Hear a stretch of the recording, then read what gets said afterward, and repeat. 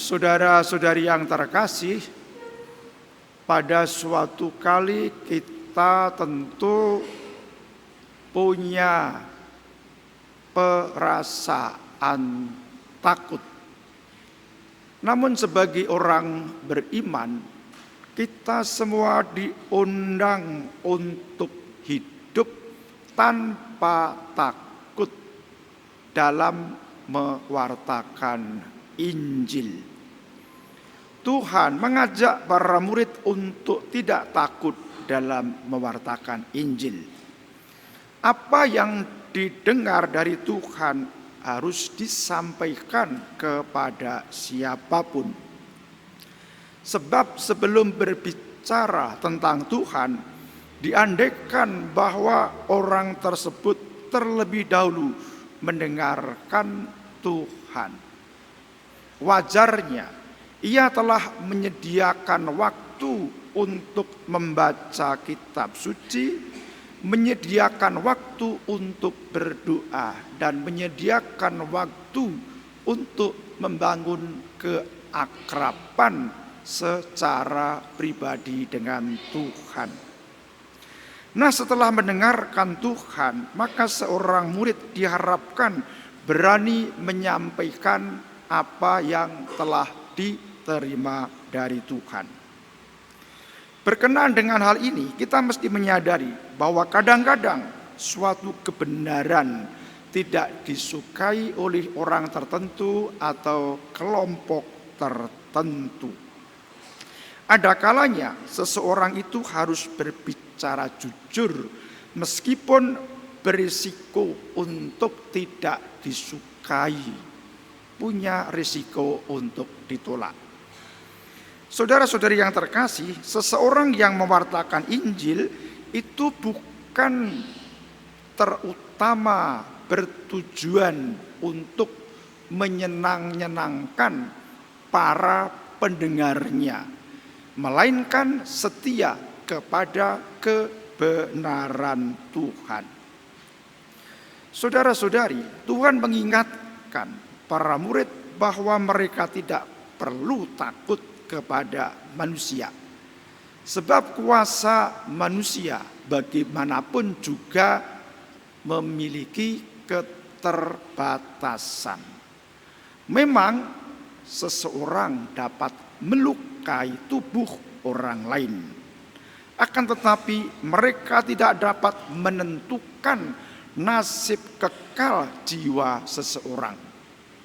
Kita tahu bahwa Allah memiliki kuasa penuh atas kehidupan manusia, baik sekarang maupun selama-lamanya.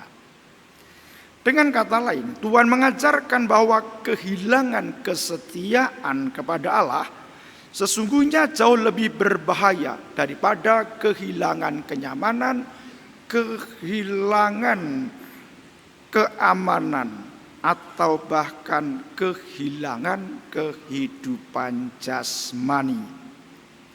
Maka Tuhan berpesan kepada kita agar tidak mengkhianati iman hanya karena takut terhadap ancaman orang lain. Saudara-saudari, kita mesti ingat bahwa Allah peduli terhadap manusia. Allah memperhatikan dan Allah memelihara setiap ciptaannya. Bahkan hal-hal yang dipandang oleh manusia itu sesuatu yang sepele, sesuatu yang tampak kecil dan tidak berarti. Dalam hal ini, Yesus memberikan contoh tentang burung pipit. Bagi manusia, burung pipit tampak tidak berharga, namun ternyata sangat berharga di hadirat Allah. Allah memperhatikan hidupnya dan tahu keberadaannya. Saudara-saudari yang terkasih, jika Allah begitu memperhatikan seekor burung pipit, tentu Allah jauh lebih memperhatikan manusia yang merupakan ciptaannya menurut gambarannya dan sangat dikasihinya. Allah mengenal pribadi kita masing-masing. mengetahui sukacita kita, mengetahui kesedihan kita, mengetahui harapan kita, mengetahui perjuangan kita, dan mengetahui kebutuhan kita yang paling dalam. Tidak ada bagian dari hidup kita yang tersembunyi dari Allah. Allah memperhatikan segala sesuatu yang terjadi di dalam kehidupan kita. Maka kita percaya bahwa tidak ada peristiwa yang terlalu kecil untuk mendapat perhatian Allah. Saudara-saudari yang terkasih, kasih Allah tidak hanya tampak dalam mujizat-mujizat yang besar yang sedemikian kita damba. Tetapi kasih Allah itu juga tampak dalam berkat-berkat yang kita pandang kecil. Misalnya udara yang kita hirup, makanan yang kita nikmati, keluarga yang sangat menopang kehidupan kita, dan seterusnya.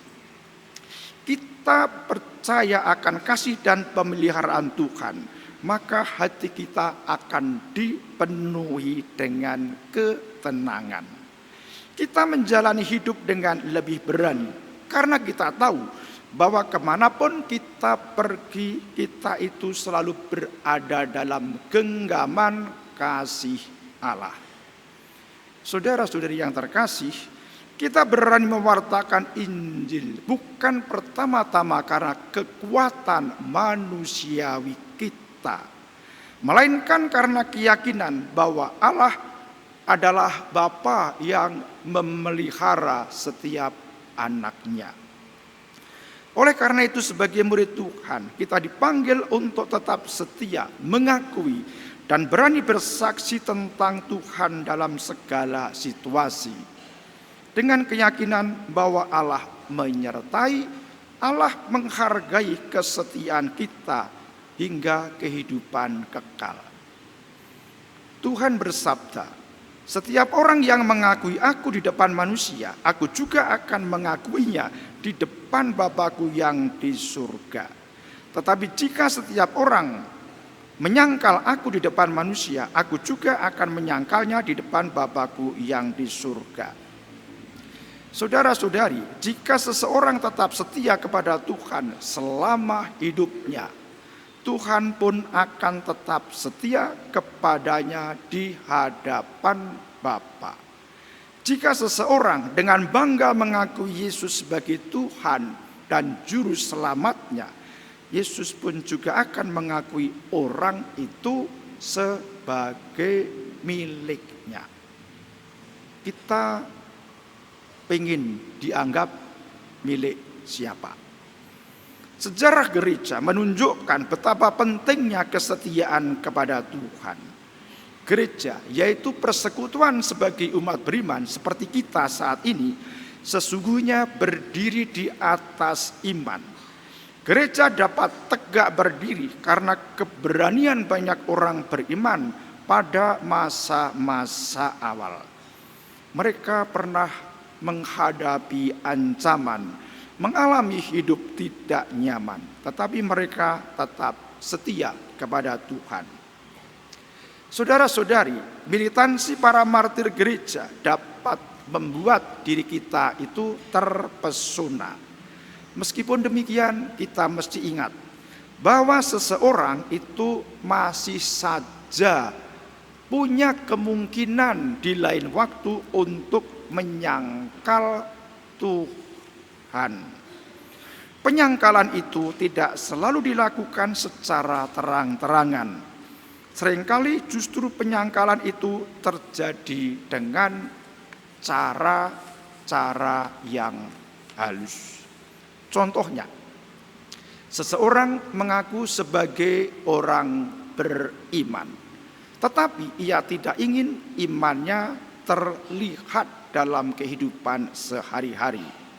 Ia sedemikian takut dianggap berbeda dari orang-orang sekitarnya, atau dia itu punya perasaan takut tidak diterima di lingkungannya. Maka dari itu ia berusaha mati-matian untuk menyesuaikan diri dengan segala sesuatu yang terjadi di sekitarnya. Contohnya, di sana orang-orang berlaku tidak baik, maka dia berlaku tidak baik. Di situ ia punya kelompok orang-orang yang berbuat tidak benar, maka dia pun juga berlaku seperti itu. Orang tentu akan menganggap betapa dia itu dapat hidup dengan luwes, dapat menyesuaikan diri. Akan tetapi orang seperti ini sesungguhnya hidupnya bertentangan dengan Injil. Contoh kedua, dalam kehidupan sehari-hari ada suatu kesempatan untuk membela kebenaran atau menegur suatu ketidakadilan yang berlangsung. Namun orang ini lebih memilih untuk berdiam diri. Dengan berdiam diri, ia menampakkan bahwa ia membiarkan sesuatu yang tidak beres tetap berlangsung. Mungkin ia diam supaya tidak diejek. Ia diam mungkin supaya tidak menimbulkan masalah bagi masa depannya. Dengan diam orang ini membiarkan kesalahan tetap berlangsung. Banyak orang tidak secara terbuka menyangkal Tuhan, tetapi mereka gagal menjadi saksi Tuhan karena memilih diam, padahal seharusnya berbicara. Saudara-saudari yang terkasih, kita semua diundang untuk hidup setia kepada Kristus di dunia ini, sehingga kelak di kemudian hari Kristus sendiri mengakui kita sebagai miliknya di hadapan Tuhan. Dan kita dengan pertolongan Roh Kudus akan dimampukan oleh Roh Kudus untuk setia menjadi saksi Kristus saat ini dan selama-lamanya. Amin. Dimuliakanlah Tuhan kini dan sepanjang masa. Marilah kita berdiri, kita